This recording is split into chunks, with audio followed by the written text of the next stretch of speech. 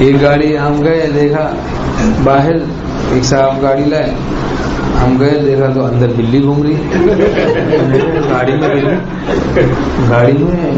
بلی کبھی بھی نہیں دیکھی ہم نے, تو ایسے گھوم رہی بلی, بڑی بلی, یہ سمجھ میں نہیں آ رہا. تو پھر کسی نے بتایا ارے بلی تو کیا, ایک صاحب کچھ دن پہلے اس میں بیٹھے تھے تو ان کی شلوار میں چپکلی گھس گئی. میں نے کہا بھائی ہٹا بھائی, ایسی گاڑی تو بڑی خطرناک ہے.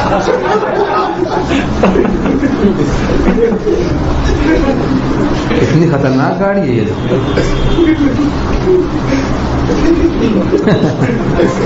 بہت خطرناک گاڑی ہے. صاف ستھری رکھنی چاہیے بھائی, گاڑی ہو گھر ہو ہر چیز صاف ستھری, کپڑے ہیں ہر چیز صاف ستھری رکھیں. حدیث شریف میں تعلیم ہے اپنے گھر کے صحن کو صاف رکھو, یہودیوں کی مشابہت سے بچو, یہودیوں کی مشابہت سے بچو کہ یہود لوگ صحن کو صاف نہیں رکھتے تھے, اپنے گھر کے باہر کے حصے کو صاف نہیں رکھتے تھے.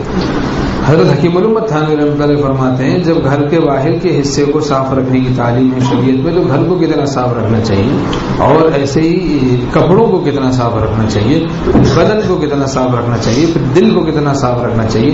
اور دل کی طہارت یہ ہے کہ دل میں غیر اللہ نہ ہو, گناہ نہ ہو, کینہ نہ ہو, بغض نہ ہو, حسد نہ ہو, حسینوں کی یاد نہ ہو, اور غیر اللہ نہ ہو, عشق مجازی نہ ہو, اللہ کی یاد ہو. یہ باطنی طہارت ہے.